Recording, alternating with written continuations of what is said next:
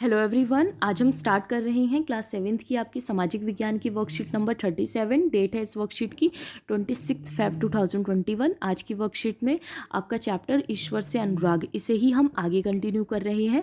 Last की worksheet में हमने तुलसीदास, सूरदास, रविदास, दादू दयाल और मीरा जी के बारे में पढ़ा था। इस वर्कशीट में हम शंकर देव और कबीर जी के बारे में जानेंगे। ठीक है, तो सबसे पहले शंकर देव जी के बारे में पढ़ते हैं बच्चों।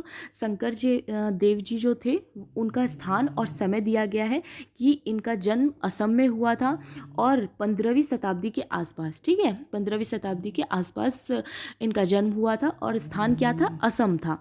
फिर है, उन्होंने विष्णु की भक्ति पर बल दिया। जैसे आपकी मीरा थी, उन्होंने कृष्ण की भक्ति पर बल दिया था, उसी तरह ये जो थे हमारे शंकरदेव, इन्होंने विष्णु जी की भक्ति पर बल दिया था। उन्होंने असमिया, क्योंकि असम में इनका जन्म हुआ था, तो उन्होंने असमिया भाषा में कविताएं तथा नाटक लिखे और इसी से वो लोगों को संदेश दिया करते थे। उन्होंने ही नामघर, ठीक है, जो नामघर हुआ करता था, कविता पाठ या फिर प्रार्थना घर, ठीक है, प्रेयर हाउस जो होती है, स्थापित करने की पद्धति चलाई जो आज चल रही है। आपको प्रार्थना घर देखने के लिए मिल जाएंगे। ठीक है, तो ये नाम घर की जो पद्धति है, ये इनके द्वारा ही शुरू की गई थी। शंकर देव की भक्ति का सार एक शरण नाम धर्म, एक सर्वोच्च सत्ता के प्रति समर्पण के नाम से जाना गया। तो इनकी जो भक्ति का सार था वो ये था कि एक शरण नाम धर्म, ठीक है, यानी एक सर्वोच्च, ये एक शक्ति को सर्वोच्च मानते थे और कहते थे हमें इनके प्रति ही समर्पण होना चाहिए, हमारा जो समर्पण होना चाहिए वो इनके प्रति ही होना चाहिए। एक शक्ति को ही सबसे ऊपर मानते थे वे। शंकर देव की शिक्षाएं भगवत गीता तथा भगवत पुराण पर आधारित है।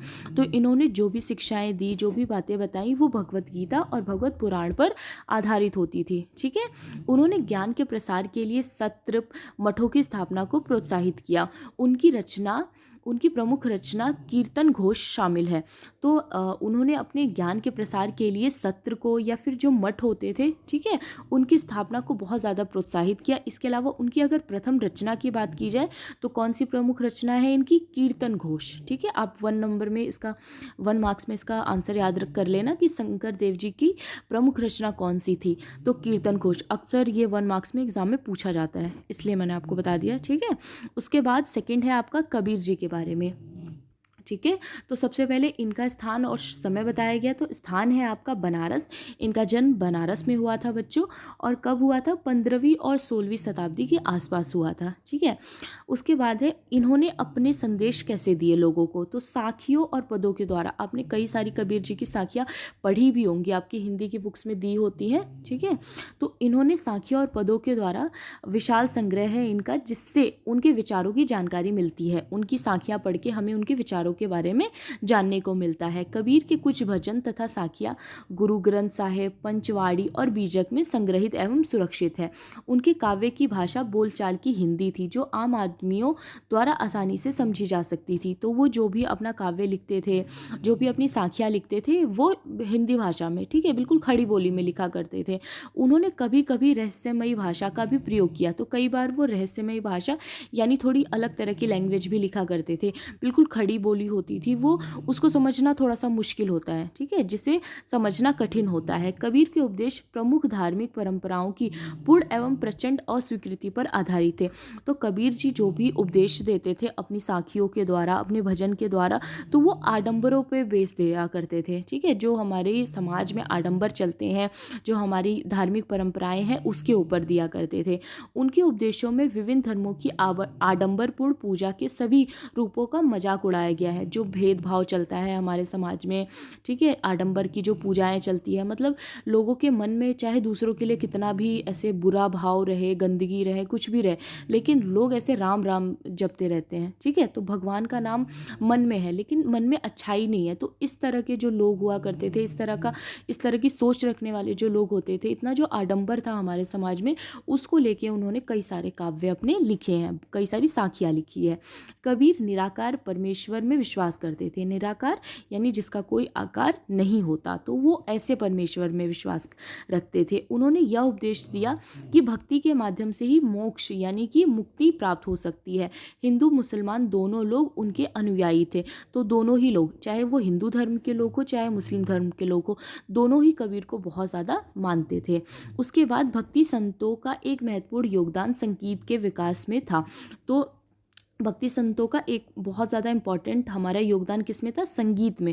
बहुत सारे जो हमारे संत थे वो अपना जो उपदेश होता था वो संगीत के माध्यम से भी दिया करते थे। जैसे कि बंगाल के जयदेव ने संस्कृत में गीत गोविंद की रचना की, जिसमें हर गीत एक विशेष राग और ताल में रचित है। संगीत पर इन संतों का एक महत्वपूर्ण प्रभाव भजन कीर्तन आदि का प्रयोग था। इन गीतों ने जो मनोभावनात्मक अनुभवों पर बल देते थे, जनमानस को ज़्यादा आकर्षित किया। तो ये लोग जो भी गाया करते थे वो लोगों को ज़्यादा से ज़्यादा आकर्षित किया करता था।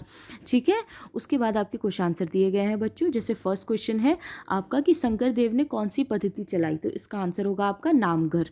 आपने अभी इसका आंसर पढ़ा ना, यहाँ पर ये देखिए ये रहा नामघर की पद्धति। तो उन्होंने यहाँ पर उन्होंने काट के आप लिख सकते हो कि शंकर देव ने नामघर स्थापित करने की पद्धति चलाई। ठीक है, तो आप इसका आंसर यहाँ से भी लिख सकते हो या फिर आप सिर्फ नामघर भी लिख सकते हो। सेकंड है कबीर द्वारा अभिव्यक्त प्रमुख विचार क्या क्या थे, उन्होंने इन विचारों को कैसे अभिव्यक्त किया। तो कबीर के उपदेश धार्मिक परंपराओं के पूर्ण एवं प्रचंड अस्वीकृति पर आधारित थे, जिसे उन्होंने भजन एवं साखियों के द्वारा अभिव्यक्त किया। ठीक है, यहाँ से लेके अब पूरा यहाँ तक लिख लेंगे। इन्होंने जो भी उपदेश दिए थे वो पूर्ण परंपराओं के ऊपर दिए थे। ठीक है, प्रचंड अस्वीकृतियों पर आधारित थे, जिससे उन्होंने भजन के द्वारा और साखियों के द्वारा दिया था। उसके बाद क्वेश्चन नंबर थर्ड है कि गीत गोविंद की रचना किसने की, तो जयदेव। यहाँ पे है ना कि बंगाल के जयदेव ने संस्कृत में गीत गोविंद की रचना की। तो आप ये भी आंसर लिख सकते हैं या फिर ये भी लिख सकते हैं, जो आपको छोटा लगे, जो आपको आसानी से याद आ जाए, याद हो जाए, आप दोनों में से कोई भी लिख सकते हो। ठीक है, उसके बाद एक एक्टिविटी दी गई है बच्चों की कबीर के किसी एक दोहे को अपनी कक्षा में व्हाट्सएप ग्रुप पर गाकर भेजें। तो आप कोई भी एक कबीर का दोहा ले सकते हो जो आपको सबसे अच्छा लगता हो और उसको गा के उसके बाद आपको अपने व्हाट्सएप ग्रुप पे भेजना है। ठीक है, ज़रूर कीजिएगा बच्चों, आपको अच्छा लगेगा। ओके, तो ये थी आज की आपकी वर्कशीट। आई होप आपको अच्छी लगी हो। Thank you so much.